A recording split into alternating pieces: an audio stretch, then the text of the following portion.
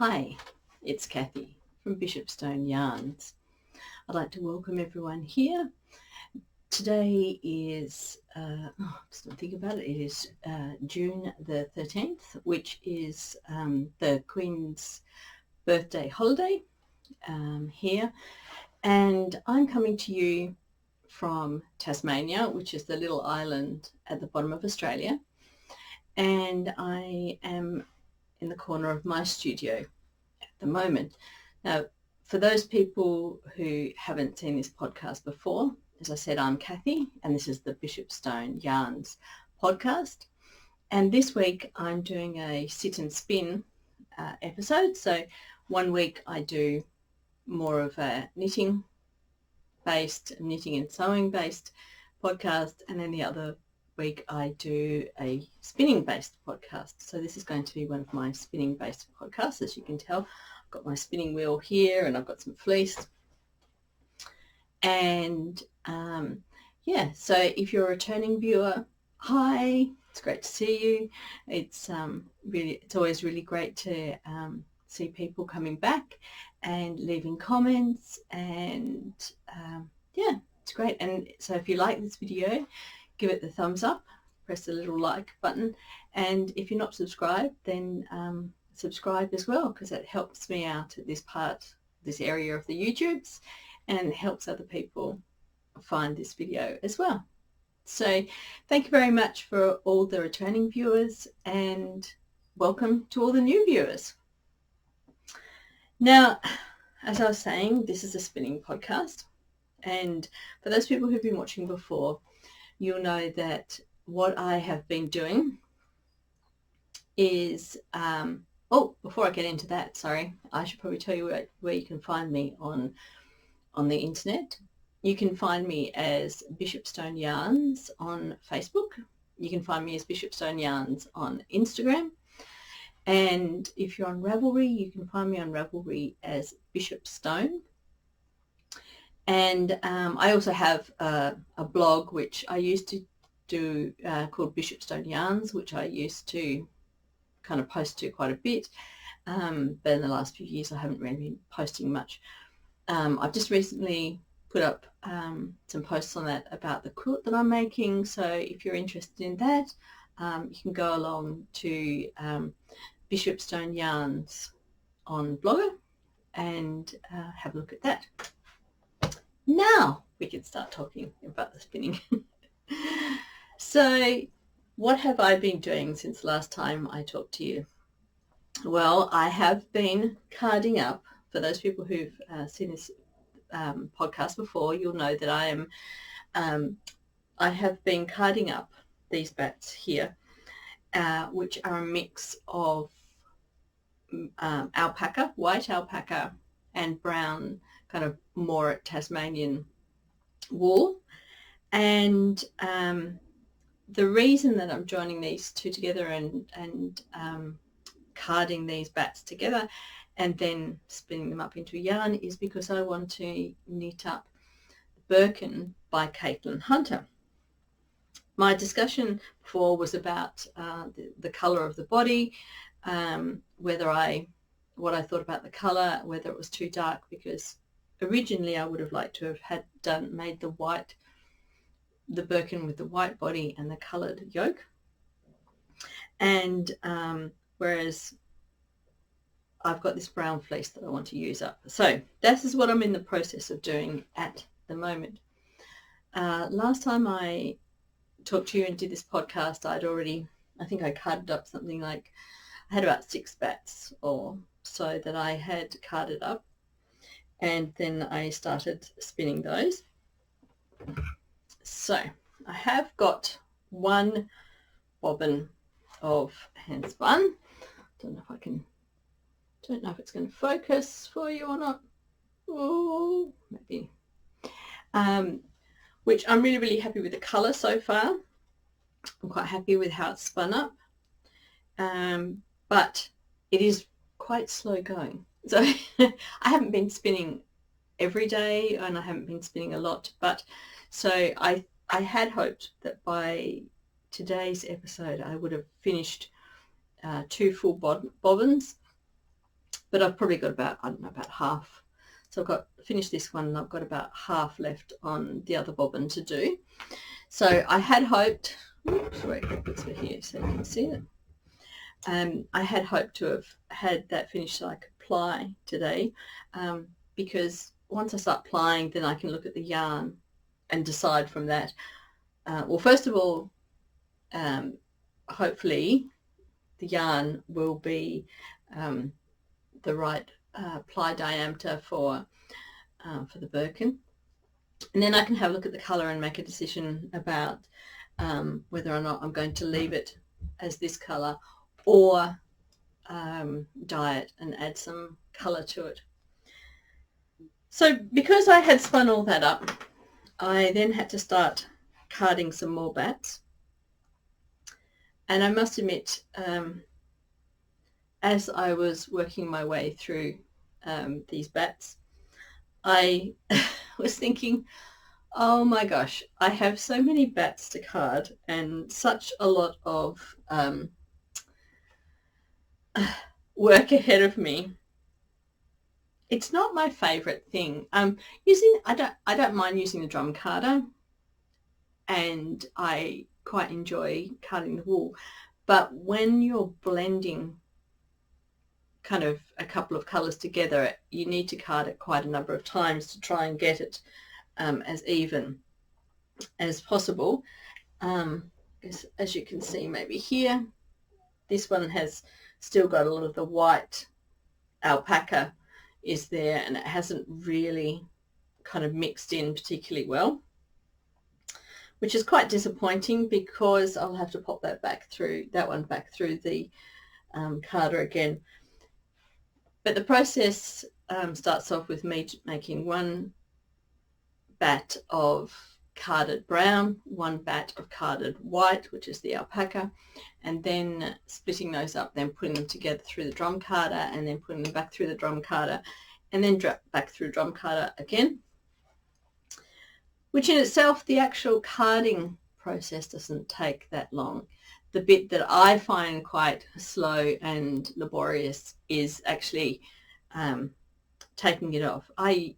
When I take it off the drum carder, I don't use a pair of scissors, I don't cut it, I just use a tool. At this moment I'm just using a metal DPN to kind of lift the fibres up.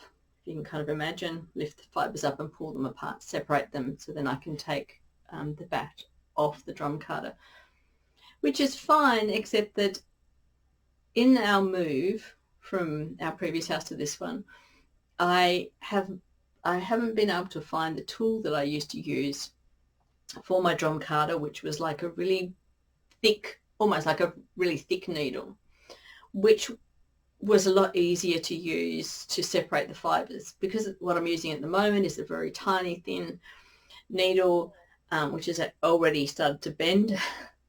It's quite a slow process, and it takes such a long time. In some ways it feels like it takes longer to take the bat off the drum carder than it is putting it on and doing the carding. So in that way I was not really enjoying the whole process. I mean, I enjoyed the carding process, but then when it came around to taking it off the carder, I was losing interest. And then because I have to put it back through this wool bat back through the carder a number of times, of course everything is very slow. Hence it takes such a long time to prepare the fibre, and not so much time left for the actual spinning, which is the bit that I really want to get into. So this is where I'm up to, and unfortunately I haven't got as much spinning done as I would have liked, but I'm still spinning away here. So I might start, and it's a little bit hard here with my camera angles to try and get, I would have liked to have got a different angle. Maybe I might try and do that later when I move my camera to see whether I can get a closer up angle here. But what I was going to show you was how I spin. So because this has gone through the drum carder and all the fibers are running parallel to each other, so I am doing a worsted spin, and simply because of the way it's gone through the drum carder and most of the fibers are running parallel to each other. And I'm just doing a backward short draw.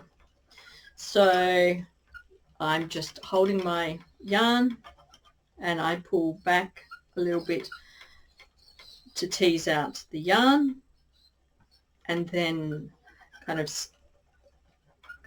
stop holding the yarn.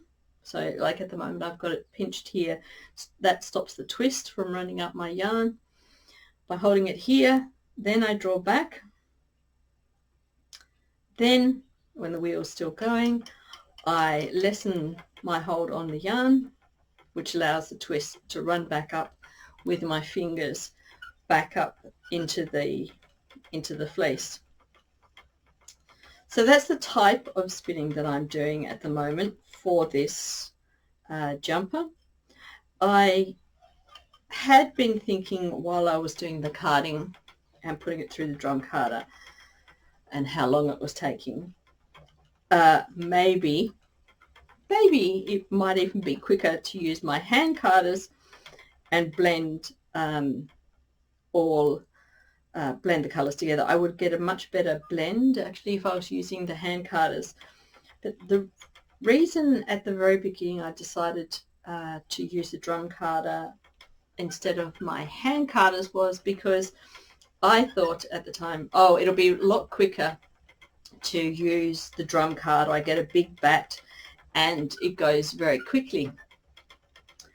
But of course I had forgotten that I would have to put it back through the drum carder quite a number of times and take it off the drum carder quite a number of times. So if I was using a pair of scissors, I know some people use scissors to cut their bat while it's on the drum carder and take it off.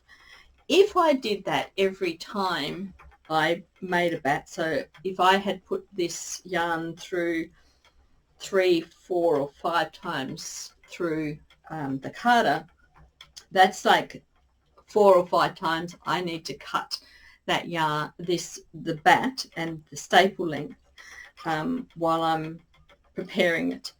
So there would be 5 cuts in different places, and so there would be 5 times that somewhere in this bat the staple length would be shorter than the rest of the actual staple length.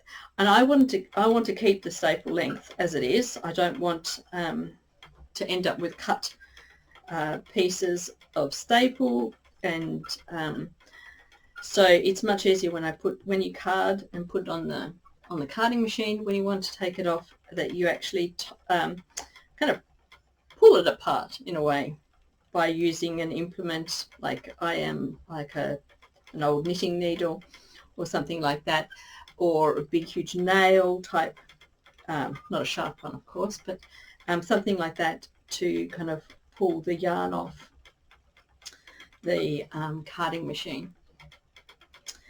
So they're all the enjoyable things that I've been up to in terms of this project, and I haven't even got to a point where I've applied any of the yarn. I'm still hoping that the yarn will be what I want at the end.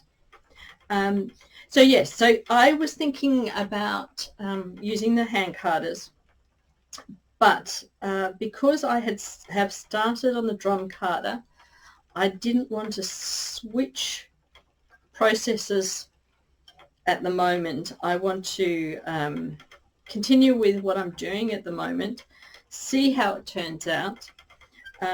If by some chance when I've finished this bobbin and plied my 2 bobbins together, I find that the yarn just is not what I want, or I'm not going to use the yarn from these two bobbins for the Birkin, and I'm going to start again, then I might start again by using my hand carders.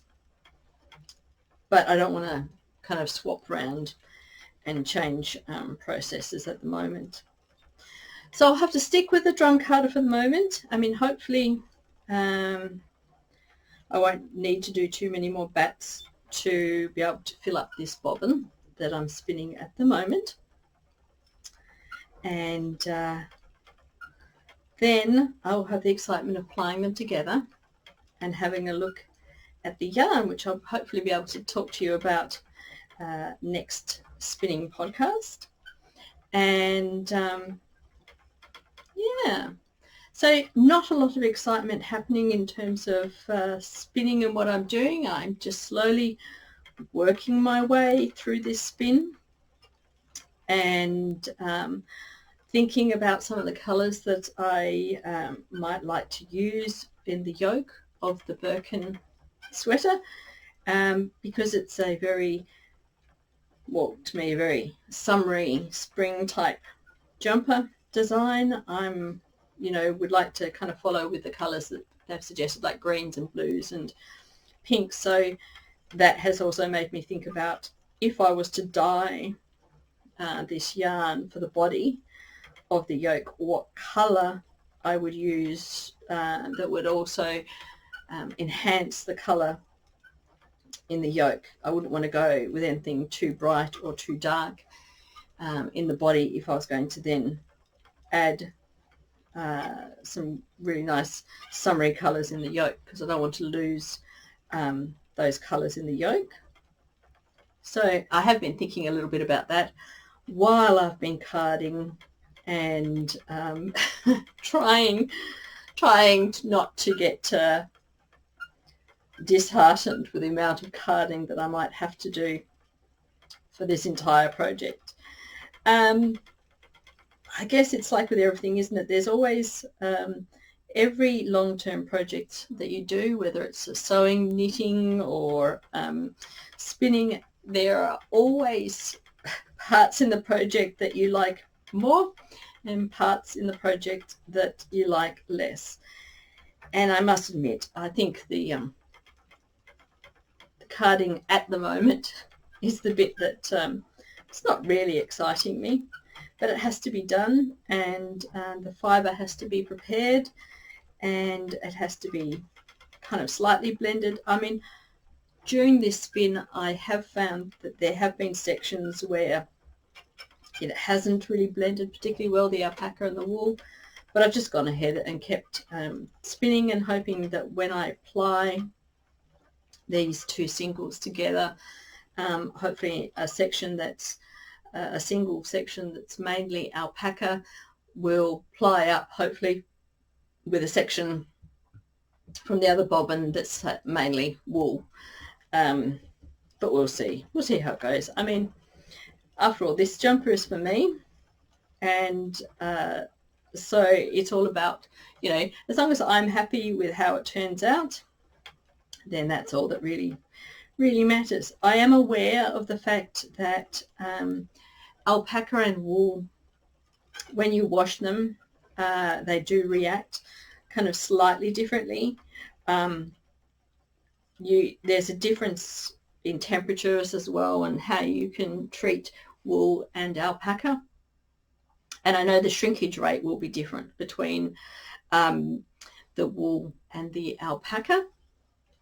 So it's definitely going to be really important to give my yarn a really good wash before I start knitting, and that'll give me a much better indication as well on how the yarn is going to act. Also, when it comes around to dyeing, the dye will actually take slightly differently between the alpaca and the wool, which I actually really like. I mean, I like, especially in a large section like the body, which is just knitted without any pattern. I think that adds a really nice interest. So there's kind of gives you a slightly different kind of mottled look. So all of those things have been going through my head, and I've been thinking about all those things while I've been carding and spinning. And I do find that spinning, being very relaxing, also gives me time just to think as well. You know, you just have a bit of time to sit back, relax, enjoy what you're doing, and let your mind wander and think about what's happening around you, and hopefully the nicer things that are happening around you, and thinking about the project you're working on, what you're going to do, how you're going to move forward, all those sorts of things. Yes. Well, I'm slowly getting through this wool. Like I was saying, this is going to be a long-term project. So whether or not I choose to do a little bit of different spinning or something a bit different in the podcasts, in the spinning podcasts, we'll wait and see. But hopefully once I've got if I really just throw myself into some of the carding and get quite a bit of that done, it should be okay. I should be able to the spinning won't take that long, and it's much more enjoyable than the carding. Yes, I'd love to hear from all those other spinners out there. What's your favourite part of the process, or your least favourite part of the process? Do you enjoy carding, or do you have a favourite way of carding? Because there are lots of different ways of preparing your fleece. I mean, some people don't even card. They might use a flicker, or they might comb, or I know my mum used to use a dog comb to comb out a lot of her staples. So yeah, I'm really interested to hear what other people are doing, what they enjoy, how they approach their spinning. And yeah, I think come into a bit of alpaca bit here, which hasn't really blended particularly well. I don't know if you can see that on the camera. Might be a good place for me just to finish there for the moment. I might do try and get a little bit of footage of me spinning a bit closer up, and I'd like to say thank you very much for watching. I hope you've enjoyed this little quick episode and I hope that you found some time to sit down, do some crafting yourself, and I'll see you all later. Don't forget, if you like the video, give it the thumbs up, press the like button, and if you haven't subscribed, then you can subscribe. Okay, bye.